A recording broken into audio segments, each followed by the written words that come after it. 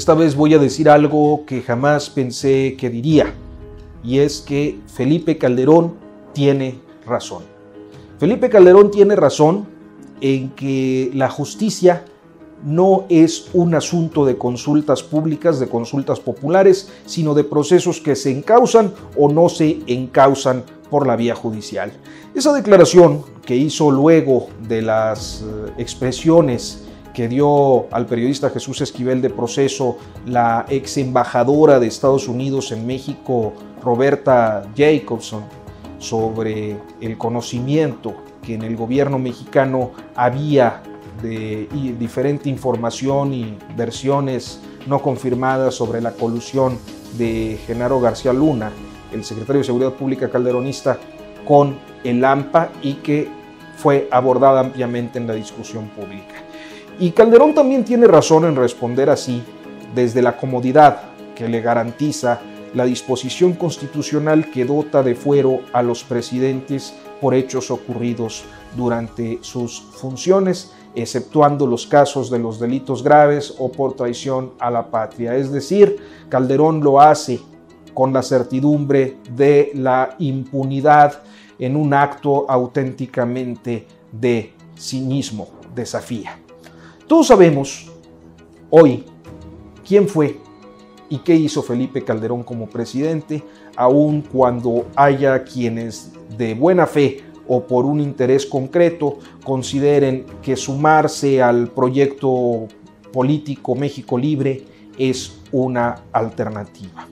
Bajo un régimen tan autoritario que ordenó la militarización del país, provocando un sexenio sangriento que se ha prolongado y sigue aumentando la cantidad de víctimas, en México hemos vivido bajo el horror sin que en las altas esferas alguien haya pagado, así sea mínimamente, esta sangría nacional, excepto lo que vemos ahora con García Luna, que hoy está en juicio en los Estados Unidos. Pero estamos hablando de la instauración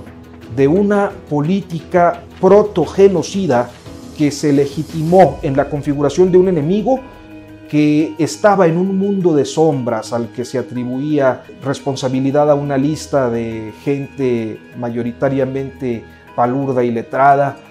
como si fueran capaces de controlar mecanismos financieros transnacionales y un poder de fuego capaz de rivalizar con el poder de fuego del Estado. Cuando lo vemos así en estos términos, el asunto es inadmisible, imposible creer que detrás de las supuestas organizaciones criminales, de los llamados cárteles, como nos hemos acostumbrado a decirles por el injerencismo doctrinal estadounidense, hayan sido controlados por esa lista de los más buscados y no por una élite política y económica que hasta ahora es incógnita, excepto por la punta del iceberg que es Genaro García Luna. Ya diferentes intelectuales y periodistas han apuntado al florecimiento de negocios energéticos y mineros, el extractivismo del mal que floreció en las zonas donde mayor violencia hubo. Un ejemplo claro pues está en seguir la ruta, por ejemplo, del gasoducto Los Ramones para observar el paso galopante de la violencia en los años previos a la concreción de ese megaproyecto energético de los sexenios de Calderón y Peña. Y también sabemos, porque hay procesos judiciales internacionales que lo han acreditado,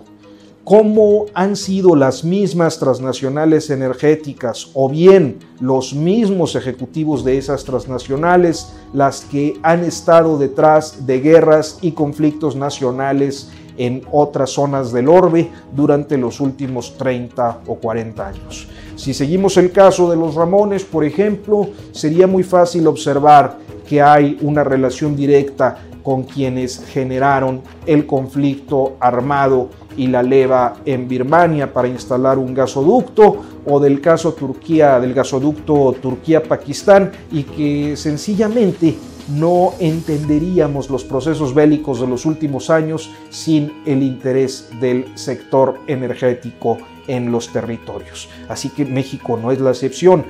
Hace falta más investigación al respecto, pero lo que aquí resulta claro es que el proceso de violencia que impuso Calderón ha servido justo para estos grandes negocios, así que los responsables no son un policía, por más encumbrado que sea, y que suponer que su gobierno desconocía lo que estaba pasando no solo es ingenuo. Esta palabra que usó Jacobson al asegurar que Estados Unidos tenía la misma información que México, es decir, que tenían chismes y versiones no confirmadas. No, lo ingenuo sería que nosotros pudiéramos creerles que hasta ahí llega. El ejemplo más claro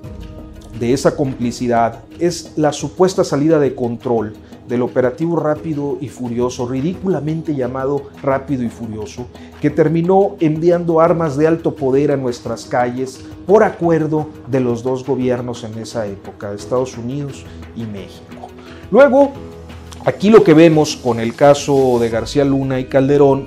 es que en México se ha operado pues una política de Estado con relaciones transnacionales que descompuso las condiciones de vida de la población, dejando naturalmente ganancias de un tipo u otro a quienes la impusieron y a los que todavía no conocemos. Y que cuando hablamos de tantas muertes, desapariciones, destrucción y de una amalgama tan grande de beneficiarios, efectivamente no puede someterse a consulta un proceso de justicia. Al mismo tiempo que hacer un llamado a dejar el pasado para ver el futuro, como ha hecho el presidente López Obrador, porque entonces parece una simulación. A diario hacer referencias al pasado, pero pedir que no se le sancione y someterlo a una consulta que además no es viable. La cuestión es que si en efecto hay información sobre eso, tiene razón Calderón, y el tema no puede quedar en un ámbito discursivo, pues de lo contrario López Obrador estaría actuando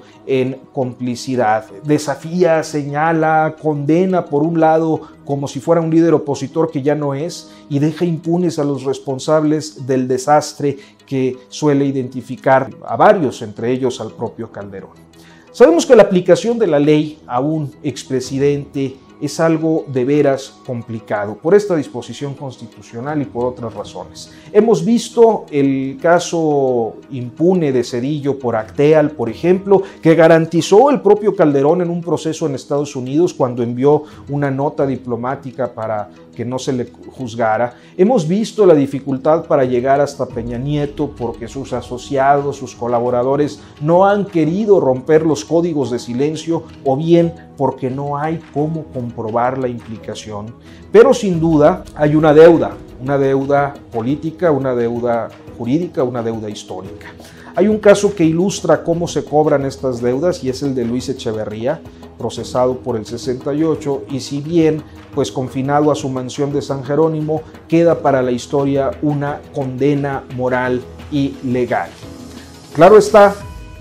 que Calderón por ahora es útil para la 4T. Su remedio de formación política tiene un efecto inmediato en hacer tambalear algunos liderazgos del PAN, este partido en deterioro franco que aún siendo la segunda fuerza electoral se desliza a un estrepitoso fracaso electoral y en el que naturalmente México Libre resulta un factor clave, pequeño pero sin duda importante para el debilitamiento estructural panista, y es eso al parecer la apuesta de la 4T por habilitar temporalmente a Calderón como el opositor duro que no es y no juzgarlo como correspondería y como él mismo a gritos está pidiendo.